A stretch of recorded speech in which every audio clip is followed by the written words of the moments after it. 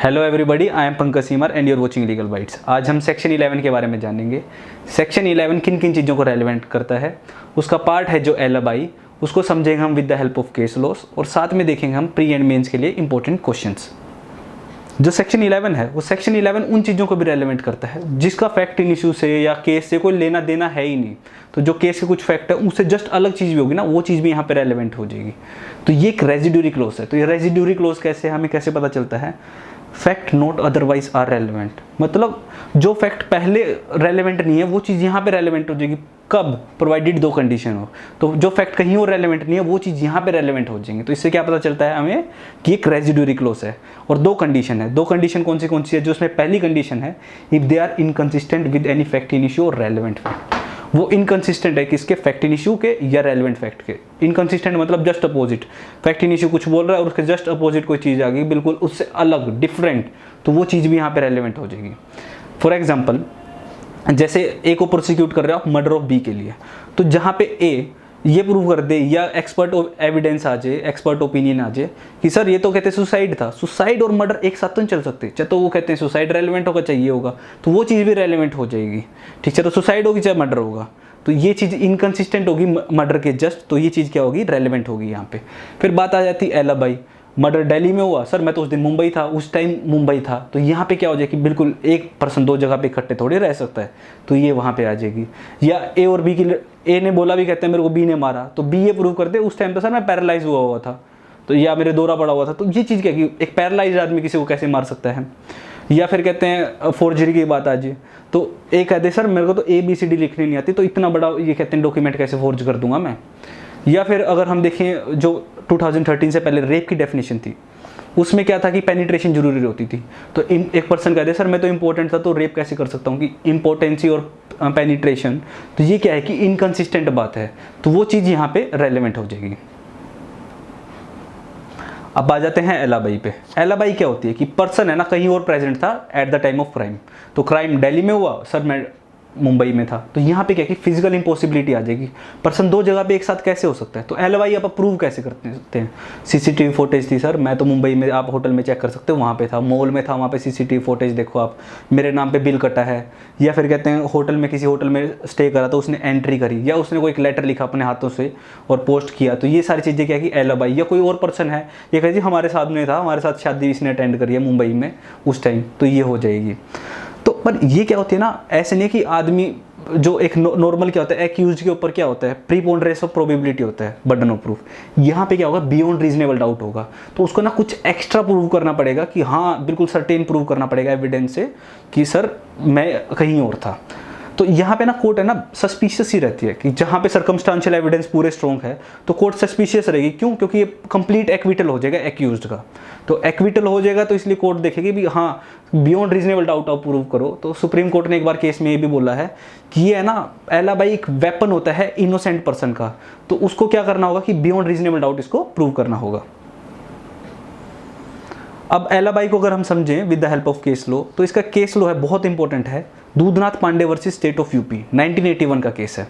तो एक दूधनाथ था जो टेनेंट था पप्पू भैया का, वो पप्पू भैया की बहन को लाइक करता था, तो इन दोनों के बीच में मार्केट में लड़ाई होगी, तो मार्केट में लड़ाई होगी तो इसको रिवेंज लेना था। तो नेक्स्ट डे जब पप्पू भैया अपनी बहन को छोड़ के जा रहे थे स्कूल में, तो एक हाथी पार्क है उसके सामने उसने 9 बजे उसको रोका और उसका मर्डर कर दिया इंडियन रिवॉल्वर के साथ, जो कट्टा बोलते हैं।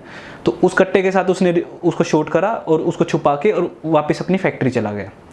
तो 2 आई विटनेस थे, उन्होंने भागे भागे अपनी बहन, उसकी बहन को पास गए और उसको बताया सारी बात। तो वो गई पुलिस स्टेशन, पुलिस में FIR दर्ज करवाई, पुलिस उसको पकड़ने गई तो भाग गया वहाँ से। फिर बाद में उसने कहा सर मैं तो 8:30 बजे फैक्ट्री में आ गया था, मेरी एंट्री टाइम देखो, एंट्री टाइम भी देखी। फिर जो फैक्ट्री वर्कर्स थे वो बोलते हैं हाँ जी ये तो हमारे साथ ही था पूरा टाइम, तो ये हो गया। तो पर यहाँ पे सर्कमस्टांशियल एविडेंस बड़े स्ट्रॉन्ग थे। यहाँ पे पहली बात तो वहाँ पे क्वारल हुआ उनके बीच में, तो क्वारल क्या हो गया? एज ए कोज रेलेवेंट हो गया। फिर उस क्वारल की वजह से क्या हुआ कि रिवेंज लेना था उसको, तो मोटिव वो रेलेवेंट हो गया। 2 आई विटनेस थे, उन्होंने सेम बात बाद में कही, तो वो रेलेवेंट हो गया, तो वो कोरबरेशन की तरह रेलेवेंट होगी। अब उसकी बहन ने उसी सेम ट्रांजैक्शन के अंदर वो FIR करवाई, तो सेक्शन 6 के अंदर वो रेलेवेंट होगी रेस जस्ट से। साथ में उसकी कंडक्ट वो भागा तो वो रेलेवेंट होगी। चेन ऑफ सर्कमस्टांस है ना काफ़ी हद तक कंप्लीट थी। पर यहाँ पे जो उसकी प्ली ऑफ एलाबाई वो कह रहा था मेरी स्ट्रॉन्ग है, पर वहाँ पे एक सस्पिशन था। सस्पिशन क्या था कि उसमें फैक्ट्री में ना अंदर जाते वक्त की तो एंट्री है पर बाहर आते वक्त की एंट्री नहीं है। तो जब वो अंदर गया उसकी एंट्री थी कि 8:30 बजे की, तो बाहर आते उनके लिखते नहीं। अगर वो भी रिकॉर्ड होता ना कि बाहर आते हुए कि हाँ ये तो 1 बजे बाहर आया, तो यहाँ पे वो बच सकता था, पर यहाँ पे एंट्री का टाइम नहीं था। दूसरा इसमें सस्पिशन क्या हुआ कि जो हाथी पार्क है और उसके बीच में ना कुछ ज़्यादा डिफरेंस नहीं है, 15-20 मिनट का डिफरेंस है, कोई आदमी वहाँ पहुँच सकता है आराम से, तो मर्डर करके वापस वहाँ भी चला गया होगा। तो इस वजह से इस केस के अंदर क्या हुआ, इसकी प्ली ऑफ एलाबाई रिजेक्ट कर दी थी।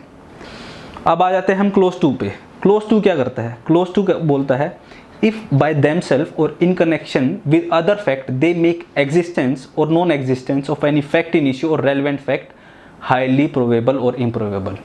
प्रोबेबल से हमें क्या पता चलता है कि प्रोबेबिलिटी की बात हो रही है। प्रोबेबिलिटी मतलब 50-50% चांस, तो 50-50% वाली चांस तो हम कहते हैं रेलिवेंट कर ही नहीं सकते, पर यहाँ पे वर्ड क्या यूज़ हुआ है? हाईली। तो हाईली की वजह से क्या हो कि 50% से पहुँची और 90% पे पहुँच गई।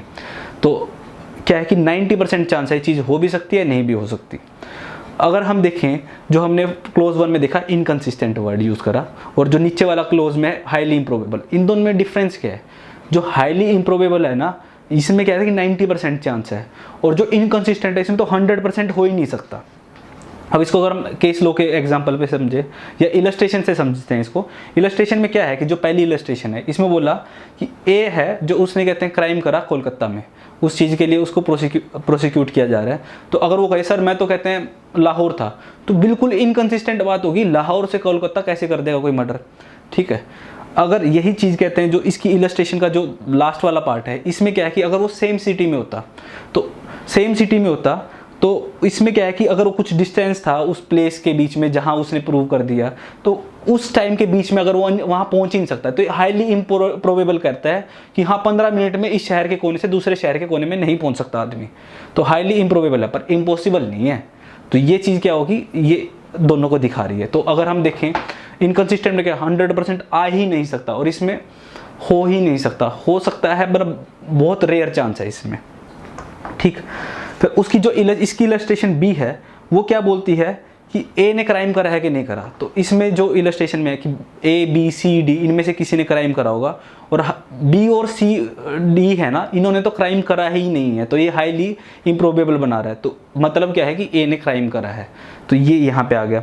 जैसे एफआईआर है, एफआईआर में मेन फैक्ट बताया ही नहीं उसने, या मेन एविडेंस नहीं बताया, विटनेस नहीं बताए उसने, और बाद में आ गए, तो यहाँ पे हाईली प्रोबेबल है कि सर इसने तो क्या करें बाद में विटनेस बनाए हैं, या ये जो नए विटनेस आए हैं इंटरेस्टेड विटनेस है सब कुछ।